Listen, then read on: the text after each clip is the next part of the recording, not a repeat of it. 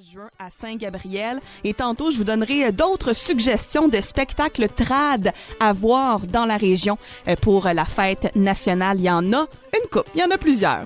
Dans les prochaines minutes, réveillons avec La Chasse, demande spéciale de Dominique La Jeunesse et la Tite Martin des Campagnards. Ça s'en vient pour 34-37. CFNJ 99.1, 88.9. Avec vous, partout dans la Naudière.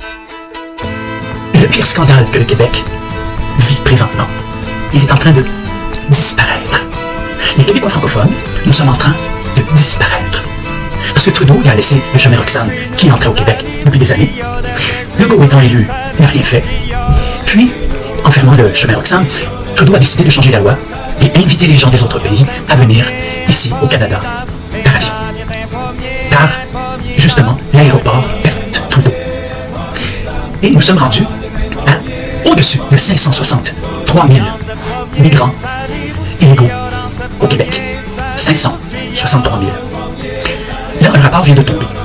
En 2 ans, sur 561 000 à ce moment-là, 70 000 personnes ont suivi un cours de français. Puis c'est pas là, un cours là, qui fait en sorte que vous pouvez avoir une discussion de longue haleine avec un francophone. Hein? C'est un peu comme les anglophones de Montréal. Merci beaucoup, il est bilingue.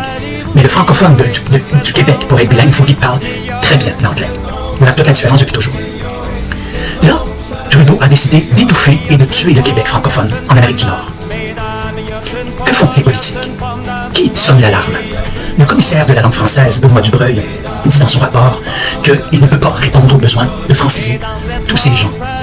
Parce que la grande majorité, au-dessus de 500 000, ne parlent pas français, mais anglais et autres langues. Que fait Legault depuis 2 ans que nous sommes étouffés complètement? Rien. Rien. Il ne fait absolument rien parce qu'il est d'accord à ce que nous disparaissions. Parce que monsieur est Premier ministre, il fait ce qu'il veut, quand il veut. Là, nous sommes rendus à disparaître. Vous comprenez-vous ça?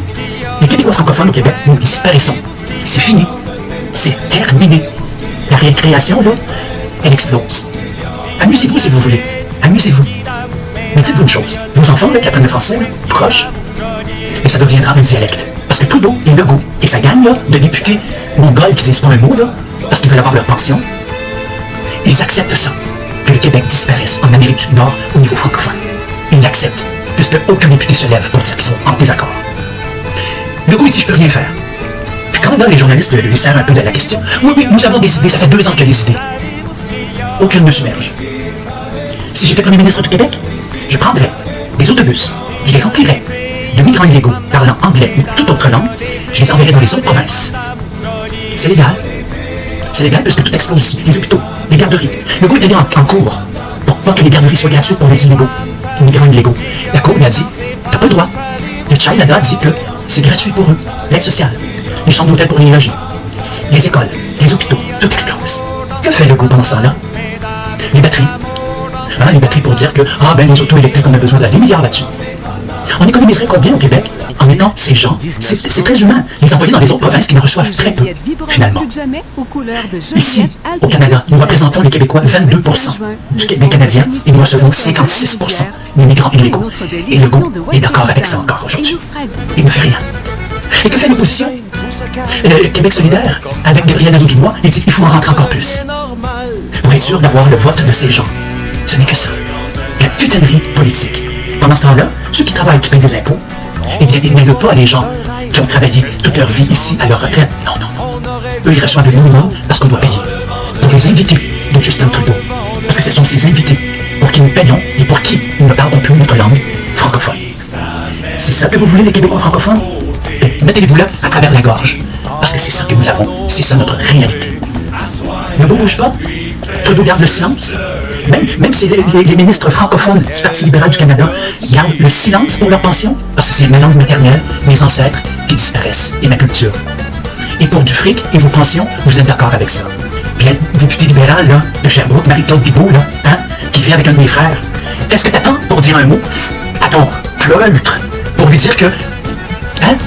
Mais non. Tu diras pas un mot, Mais non, t'es ministre pourtant. T'es ministre. Comme les autres, tu dis pas un mot pour protéger notre langue, protéger notre Québec. Ce qui compte pour vous autres, c'est vos titres, vos limousines et les bonus qui vont avec la pension. C'est tout ce que vous voulez de nous. Mais prenez-les. C'est fait. La job est faite. bravo, vous avez gagné sur nous. Et vous allez pouvoir vivre une belle retraite. Une belle retraite. Les autres, comme on dit au Québec, nous en connaissons. La Troisième Guerre mondiale, c'est pour les États-Unis détruire l'Europe. Et aujourd'hui, c'est ce que j'explique très bien en voyant au bout de la Côte du Capitaine, l'OTAN n'est pas en guerre contre la Russie. L'OTAN attaque la Russie pour détruire Paris. Donc les auditeurs, alors les auditeurs, les lecteurs, entre guillemets, faut se rappeler ce que nous ne cessons de dire, que la grande puissance qui fait peur à l'Amérique, c'est la France gaulo-pompidolienne. La France gaulo-pompidolienne qui est présente au Liban, en Irak, en Syrie, en Égypte, en Libye. La France qui vont des mirages à Saddam Hussein, qui vont des mirages à Kadhafi. Et c'est cette puissance qu'il faut détruire. Quand on lit aujourd'hui les documents du Pentagone, quand on fait référence au texte de l'amiral Sanguinetti, l'obsession américaine, c'est détruire le nucléaire français, le commerce français, l'agriculture française, la culture française.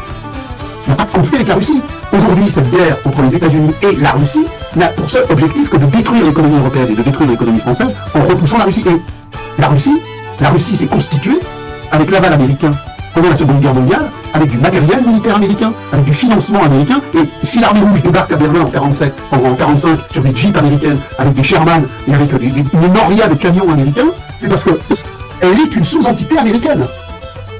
Et alors aujourd'hui, ça fait 1 an et demi maintenant, ça fait 1 an, nous disons, mais vous voyez bien, l'armée russe, elle perce pas, elle n'est toujours pas à Odessa. Non, il nous disait juste au début, si vous vous souvenez, je citerai pas qui, ça a même été dit sur ma chaîne, dans la semaine prochaine ça sera terminé, ça fait déjà 2 ans. Alors, nous le disons depuis le début, il y a eu des conflits secondaires entre les États-Unis et la Russie, la Corée, le Vietnam. Et c'est toujours les États-Unis dans leur dominance qui donnent la dernière section de la dernière pièce. Le Viet Cong arrive à Saigon, quand Nixon dit ça y est, on leur donne Saigon. Là, aujourd'hui, on a peut-être 4 fois plus de pertes du côté ukrainien. Les lignes de défense ukrainiennes tiennent parce que le financement, la militarisation américaine. Et le jour où les Américains vont dire, comme au Vietnam, on s'en va, ça sera réglé. Et le Viet Cong n'a pas pris Saigon. Il a pris Saigon parce que les Américains lui ont dit, tu peux prendre Saigon. Ils font comme en France, au moment du débarquement, ils ratisseront une partie de la Normandie. Oui, mais si vous voulez, il faut bien comprendre que la puissance russe n'emmerde pas les Américains. Les Américains ont une seule puissance qui pose des problèmes. Alors,